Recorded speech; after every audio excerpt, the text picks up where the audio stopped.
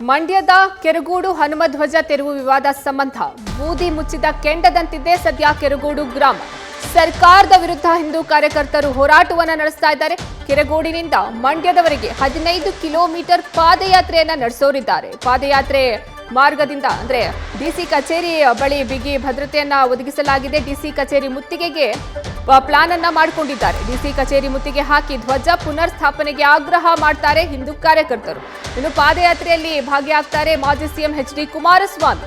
ಹಿಂದೂ ಕಾರ್ಯಕರ್ತರಿಗೆ ಸಾಥ್ ನೀಡಲಿದ್ದಾರೆ ಎಚ್ಡಿಕೆ. ಇವತ್ತು ರಾಜ್ಯಾದ್ಯಂತ ಹೋರಾಟಕ್ಕೆ ಬಿಜೆಪಿ ಕರೆ ಕೊಟ್ಟಿದೆ. ಬೆಂಗಳೂರಿನಲ್ಲಿ ವಿಪಕ್ಷ ನಾಯಕ ಅಶೋಕ್ ನೇತೃತ್ವದಲ್ಲಿ ಧರಣಿ ನಡೆಯಲಿದೆ.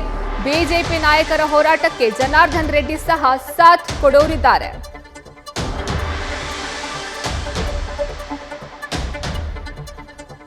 ಈ ಬಗ್ಗೆ ಹೆಚ್ಚಿನ ಮಾಹಿತಿ ನೀಡ್ತಾರೆ ನಮ್ಮ ಪ್ರತಿನಿಧಿ ನಂದೀಶ್. ಕೆರಗೋಡು ಘಟನಾ ಸ್ಥಳದಿಂದಾನೇ ನೇರ ಸಂಪರ್ಕಕ್ಕೆ ಸಿಕ್ಕಿದ್ದಾರೆ.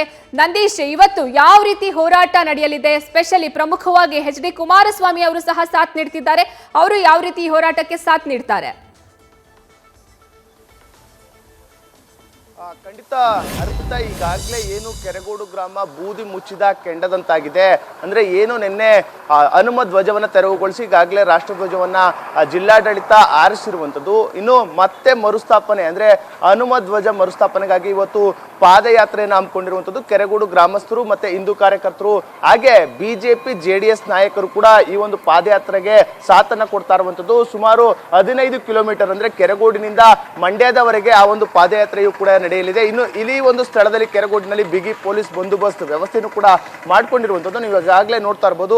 ಈ ಒಂದು ಧ್ವಜ ಕಂಬದ ಸುತ್ತ ಬ್ಯಾರಿಕೇಡ್ ಅನ್ನು ಅಳವಡಿಸಿ 200ಕ್ಕೂ ಹೆಚ್ಚು ಪೊಲೀಸರಿಗೆ ಈಗಾಗಲೇ ನಿಯೋಜನೆ ಮಾಡಿರುವಂಥದ್ದು.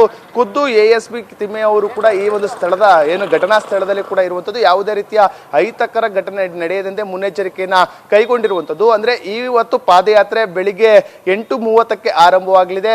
ಆಂಜನೇಯ ದೇಗುಲದಲ್ಲಿ ವಿಶೇಷ ಪೂಜೆಯನ್ನು ಸಲ್ಲಿಸುವ ಮೂಲಕ ಗ್ರಾಮಸ್ಥರು ಹಿಂದೂ ಕಾರ್ಯಕರ್ತರು ಆ ಒಂದು ಪಾದಯಾತ್ರೆಯನ್ನ ಈಗಾಗಲೇ ಆರಂಭ ಮಾಡಲಿದ್ದಾರೆ.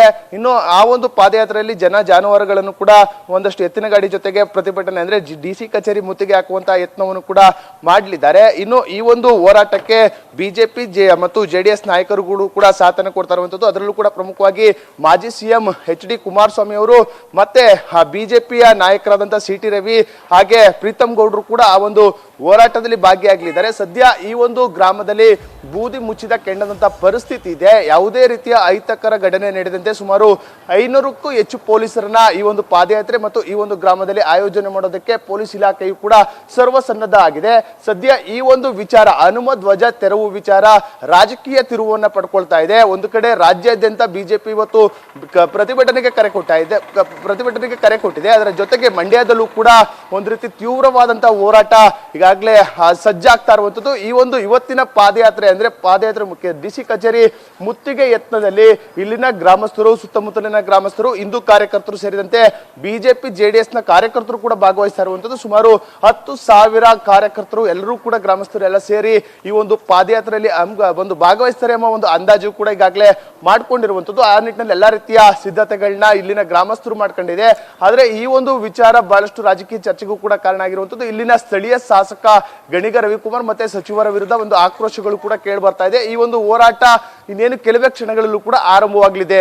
ಅರ್ಪಿತಾ, ಧನ್ಯವಾದ ನಂದೀಶ್ ನಿಮ್ಮೆಲ್ಲ ಮಾಹಿತಿಗಾಗಿ. ನ್ಯೂಸ್ ಫಸ್ಟ್ ನಿರ್ಭೀತಿಯಿಂದ ನಿಮ್ಮ ಪರವಾಗಿ.